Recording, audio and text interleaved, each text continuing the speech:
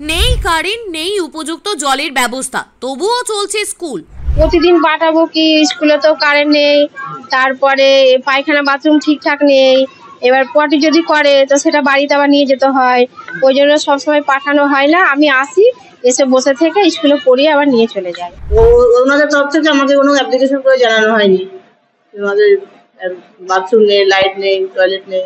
হ্যাঁ, সেটা তো আমাকে জানায়নি, আমি তো কিছু বলতে পারবো না। দিদিমণি যদি আমাকে জানাতো আমি ব্যবস্থা নিতাম, পঞ্চায়েতের সঙ্গে আমি পরামর্শ করে কি করা যায় আমি দেখতাম। জানলা দিয়ে ঢুকছে সাপ, প্রতিনিয়ত ভয় পাচ্ছে বাচ্চারা। এই পরিবেশে কি আদৌ পড়াশোনা সম্ভব? হুগলি জেলার শ্রীপুর পঞ্চায়েতের বারুইপুর এলাকার একটি আইসিডিএস সেন্টারের জরাজীর্ণ অবস্থা, যেখানে সরকারের সাহায্য নেই বললেই চলে। স্কুলের চারপাশের পরিবেশের অবস্থা খুবই জীর্ণকায়। চারিদিকে পড়ে রয়েছে আবর্জনা, পর্যাপ্ত পরিমাণে জল নেই, কারেন্ট নেই, এমনকি শৌচালয়ের ব্যবস্থাও করা নেই। ফলে স্বাভাবিকভাবেই সেই স্কুলের বাচ্চা থেকে শিক্ষিকাদেরও প্রচণ্ড পরিমাণে অসুবিধার মধ্যে পড়তে হচ্ছে। বাবা মায়েরা বাচ্চাদেরকে পাঠাতে পারছে না, যদিও বা পাঠান সামনে বসে থেকে 1 ঘন্টা 1.5 ঘন্টা বাদেই ছুটি হয়ে যাচ্ছে সেই স্কুলের। এইভাবে কি আদৌ পড়াশোনা সম্ভব এই পরিবেশে? স্কুলের যিনি কর্মী অর্পণা, তিনি জানিয়েছেন এই প্রচণ্ড গরমে যেখানে মানুষ পাখা ফ্যান ছাড়া থাকতে পারে না, সেখানে এই স্কুলে কোনো বিদ্যুৎ সংযোগই নেই। কিভাবে বাচ্চারা গরমে পড়াশোনা করবে? এভাবে স্কুল চালানো সম্ভব নয়। এই সেন্টারের বিষয়ে দিদিমণি বারবার অভিযোগ জানানো সত্ত্বেও কোনো রকম সাহায্য করা হচ্ছে না। যদিও পঞ্চায়েত সমিতির সভাপতি জানান তাকে নাকি এই বিষয়ে কোনো রকম কথা জানানোই হয়নি, এবং তিনি আরও বলেছেন তাকে লিখিতভাবে জানালে নিশ্চয়ই ব্যবস্থা নেবেন। কিন্তু আইসিডিএস সেন্টারে কর্মীদের অভিযোগ, সমস্ত অসুবিধার কথা জানানো হলেও চোখ বন্ধ করে রয়েছে সরকার।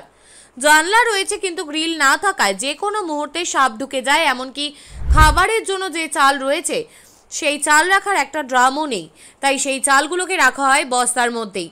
নিচের চালগুলো ক্রমশ নষ্ট হয়ে যাচ্ছে, রান্না করার জন্য একটা গ্যাস নেই, রান্না করতে হচ্ছে কাঠের জালে, যা বর্ষার সময় খুবই অসুবিধা করে, কারণ ভিজে যায় কাঠ, যা একেবারেই রান্নার জন্য উপযুক্ত নয়। একজন আইসিডিএস কেন্দ্রীয় সুপারভাইজার জানিয়েছেন বলাকার ব্লকে মোট 348টি আইসিডিএস কেন্দ্র রয়েছে, যার মধ্যে 300টির অবস্থা খারাপ। যদিও এই আইসিডিএস কেন্দ্রগুলি চলে কেন্দ্রীয় সরকার এবং রাজ্য সরকারের মাধ্যমে। যদি কেন্দ্র সরকার ও রাজ্য সরকারের তরফ থেকে আইসিডিএস স্কুলগুলির কোনো রকম ব্যবস্থা না নেওয়া হয়, তাহলে আগামী দিনে পুরোপুরি বন্ধ হয়ে যেতে পারে, তেমনটাই মনে করা হচ্ছে। হ্যাঁ, পড়ে।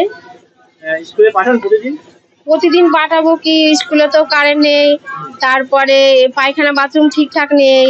এবার পটি যদি করে তো সেটা বাড়িতে আবার নিয়ে যেতে হয়, ওই জন্য সবসময় পাঠানো হয় না। আমি আসি, এসে বসে থেকে স্কুলে পড়িয়ে আবার নিয়ে চলে যাই। কারেন্টের ব্যবস্থা নেই, পাখা নেই, গরমে বাচ্চারা থাকতে পারে না, বাচ্চাদের কষ্ট হয়।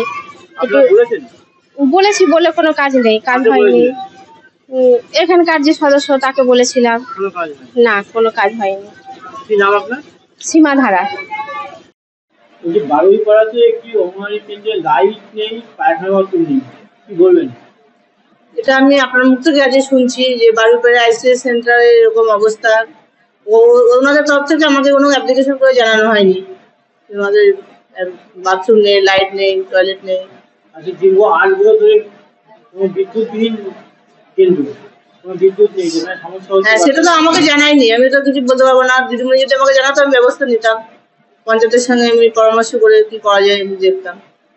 এবং যেটা অভিযোগ যে জানানো হয়েছে কিন্তু কোনো কাজ হয়নি।